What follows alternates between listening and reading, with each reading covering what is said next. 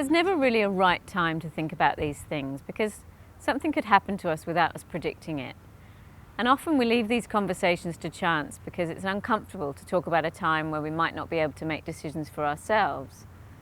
But it's really important to make sure that those around you know what's important to you and what decisions you might like made on your behalf if you were unable to make decisions for yourself. Eva was married for many years and had a daughter. After her husband died, Eva repartnered with a woman. Eva suffered a severe stroke and was put on life support. It became apparent that Eva was not going to regain consciousness, and her partner Viv wanted the life support machines kept on as long as possible. But Eva's daughter believed that Eva wouldn't want that and that she would prefer that the machines be turned off. It became contentious because the new partner Viv thought that the daughter was contesting her opinions because she hadn't accepted her mum's sexuality, which wasn't the case at all. Thankfully, Eva's GP came forward and let them know that after her husband had died, Eva had actually put in place an advanced care directive, and it stated very clearly that Eva did not want to be kept alive if she was not going to regain consciousness, which meant that Viv, her partner, was able to accept it, and Viv and Eva's daughter could peacefully say goodbye. If it hadn't been for the advanced care directive, it would have been very difficult for the medical team to know who to support in their decision.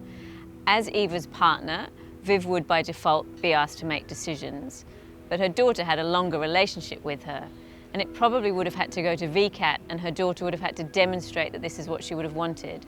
So thanks to the advanced care directive, the decision was clear. It would have been helpful if Eva had let her partner and her daughter know that the advanced care directive was in place, and they were lucky the GP came forward. COVID has really made us all realise that things can happen that are unforeseeable and beyond our control. I have a friend who's from Hong Kong, and even though she's young, she started to worry what might happen if something needed to be decided on her behalf, and all her family are back there. So I told her about medical treatment decision making and advanced care directives, and these are documents you can put in place. You can talk to your GP so that someone has a record of what decisions you would like to be made.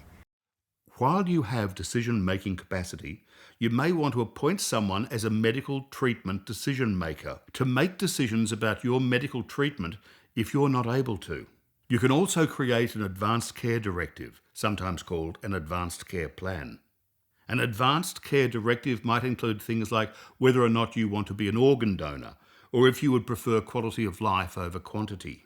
You can also record instructions consenting to or refusing specific types of treatment, such as chemotherapy or heart surgery. Talk to your GP about medical treatment decision makers and advanced care directives.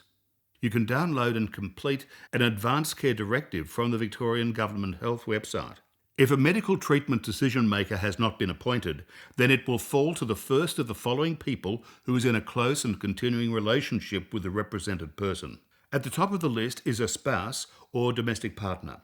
Next is a primary carer, not a paid service provider. Then an adult child, and finally a parent or adult sibling. If you're not happy with the people who might be chosen on this list, or if you're worried that the right people will not be able to be reached, or there might be some conflict or confusion, then you should appoint someone as medical treatment decision maker.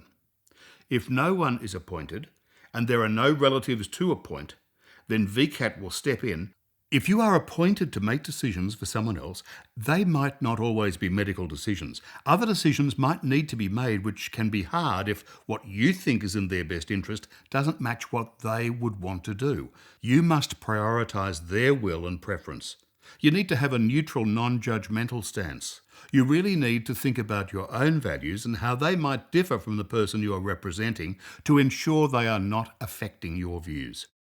My friend Angie was caught in a difficult situation because her dad was in aged care living with dementia, and he asked her to buy him some cigarettes.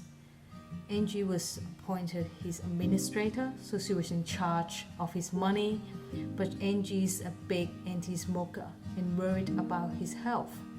Her brother Lenny was his guardian, and he pointed out that it was their responsibility to try to make decisions as their dad would want, not what they think is best for him. The dad had always been a smoker and have no financial issues and no other health issues.